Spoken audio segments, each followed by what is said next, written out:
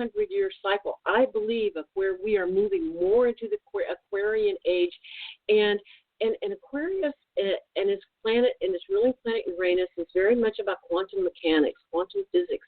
It is bringing a different reality to the world. We've known about quantum physics. I feel like that particular, let's put it this way, seems like we're moving from Newtonian physics to quantum physics as our basic underlying core of how the universe works and how to create in this universe, okay? And that means working together, thinking outside the box, understanding the power of thought, understanding how we are all connected, okay? So I feel like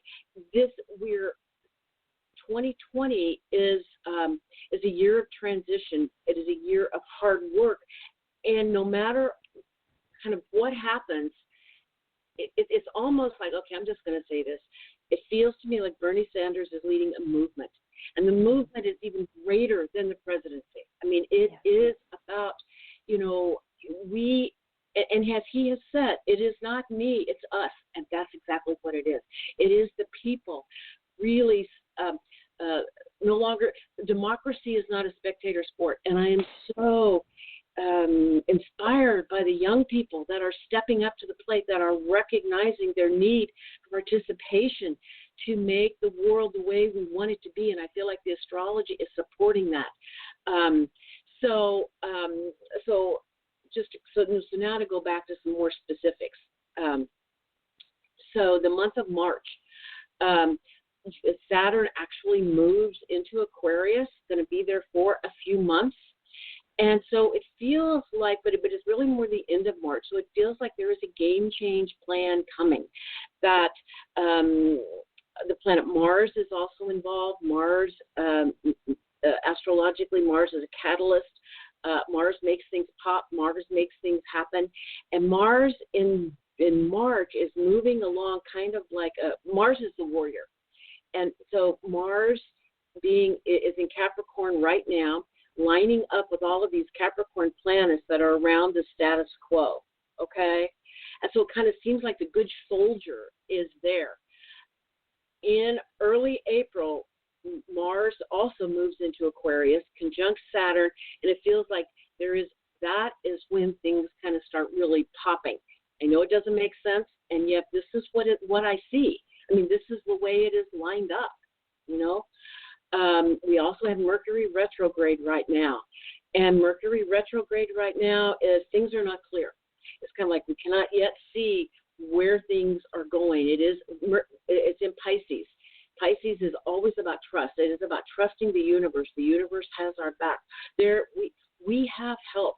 We're not alone. And I think that is another piece.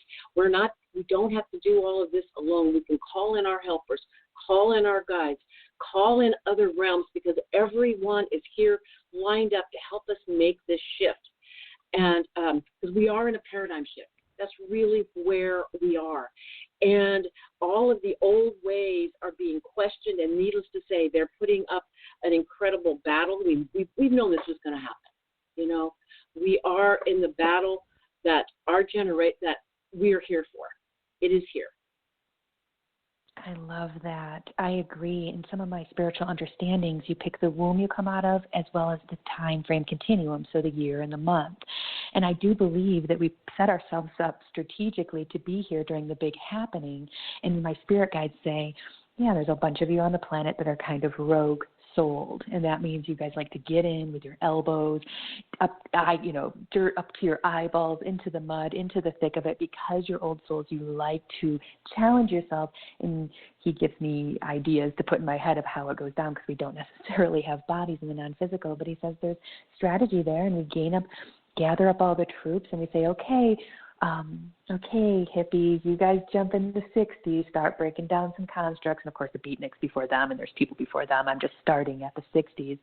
And then, of course, Sibyl's beautiful generation has decided to incarnate into a place where they have two wonderful revolutions, more revolutions than that, but two big ones that they're holding space with, the 1960s and the current one, 2020. So I appreciate you, Sibyl, for coming in for the tough ride, but the way that I see it is we all have come here to be a part of this big happening in some way, shape, or form. Some of us are healers, some of us are teachers, some of us are raising wonderful children to open up the generations ahead of us. I do feel like we're in a generational healing space, and I love talking to millennials, and I really feel like we've got their numbers behind us. So I think you're right about that Bernie Sanders thing. I think that he's beyond the presidential election. This is a movement in our country which is just going to continue to gain steam, in my opinion. Yes, I agree. Did you have any questions, Sonya? No, not right now. I'm just taking it all in. All right. So I guess some of the other things I wanted to talk about is, let me think. Well, you mentioned earlier that you were going to go forward, then go back. When you said you were going to go back, what were you going to go back to? What I was going back to, so I went forward to December 2020, okay, to that particular one. Then I went back to kind of what is happening in this moment. That Mercury is retrograde now, that Mars is in Capricorn right now, and so it's kind of like how it is coming through to me is that Mars in Capricorn is like the good soldier, who lines up, does what he's supposed to do, but then early April, Mars moves into Aquarius, and Aquarius is the revolutionary. Yeah. And yes. And so there's so many things about Aquarius. And I just want to say this. This is one of the things that just kind of continues to show up for me is this quote from John F. Kennedy. And it says, when we make peaceful revolution impossible, we make violent revolution inevitable. And I feel like we are in the peaceful revolution phase, and I'm hoping that it stays that way. But it's like this is a movement that is moving forward regardless of what obstacles it meets. Okay. Now, there is another prophecy that I want to share that has really influenced my perspective and given me such tremendous hope. And I just want to say that for my own self, when I hear an indigenous prophecy, it lands in my heart as such a big truth, okay? Even if other people are saying it, and many, many people are saying this, but I heard a Shinto priest, and a Shinto is the ancient nature religion of Japan, and they still have, it's still very strong and powerful in Japan, and it's many thousands of years old. And so the Shinto priest shared, he said that we have a prophecy for these times, and it is that Mother Earth herself is moving into higher dimensions. And that is what all the shaking is going on about her. And that the question is not, will we move with Mother Earth? The question, we will. We are moving with her. The question is not if, but how difficult or smooth will this transition be? And that really depends on our choices. You know, astrology shows us, it is not about fate. It shows us our destiny. And we all have free will choice. And I am praying that we make choices, that we line up our energy with Mother Earth in a way that helps us make this transition smooth. But that may not happen, just so you know. It is happening, and this paradigm shift is happening. The old paradigm is crumbling because the energy needs to line up with Mother Earth, and the old paradigm does not line up with Mother Earth. okay? Human beings are going with her, and we all need to make those choices. And it is, like he said, it is not if, but it is just how difficult or smooth will this transition be. And I really believe that in my heart.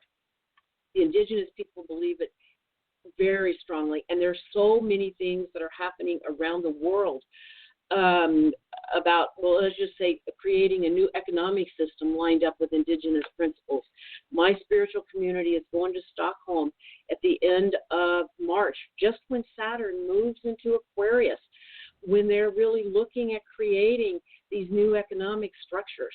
And Saturn is those structures of our society, and Aquarius is the future. Aquarius is showing us how to ensure our future and our children's future in a way where we're connected, okay? Aquarius is that energy that allows us to think outside of the box and change consensus reality when it's in Aquarius. So just so you know. So things are happening all around the world. You two probably know lots of things that I don't know that are happening. So it's a good place to share these things that are happening to give us hope to understand that things are changing. This is Sonya. I do have a quick question. Are you seeing any alignments, particularly around November? Because I'm sure a lot of our listeners want to know everybody wants to know who's going to win the election, but of course, that's not what this is about.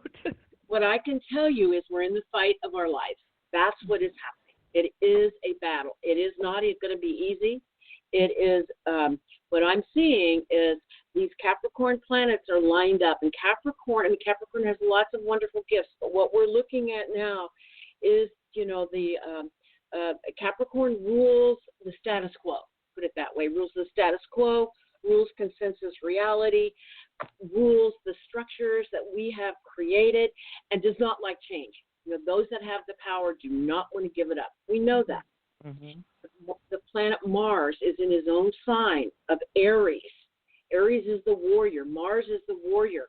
Is in and by how do I say this?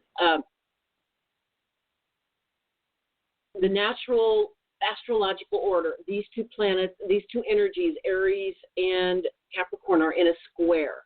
A square is a challenge. Anytime there's a square, it's a 90-degree angle. It's two different. They're not oppositions, because oppositions are often two sides of the same coin.